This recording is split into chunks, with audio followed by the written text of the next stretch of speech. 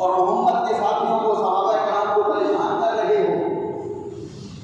फिर उसके बाद अल्लाह तबारक व तआला की जात ने फरमाया वला यज़ालूना युक़ातिलूनकुम हत्ता यरुद्दूकुम अन दीनिकुम इन इस्तताऊ।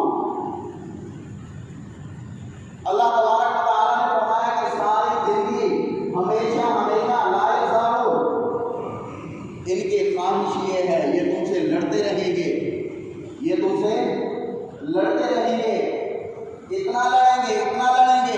इन इस्तताऊ, अगर इनकी इस्तिताअत हो जाए, इनकी ताकत हो, तो तुम्हें तुम्हारे दीन से यरुद्दूकुम अन दीनिकुम, तुम्हारे दीन से वापस तुम्हें कुफ्र की तरफ ले जाए।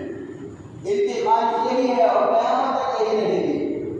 और आज देख लें, शुरू में ठंडा ठंडा हाथ फेरते हैं, पैसा दे दिया, बना दे दिया, बना दे दिया, और उसके बाद जब देखते हैं ये नाकाम हो गए, ये कमज़ोर हो गए, ये हमारे नीचे हो गए, तो उसके बाद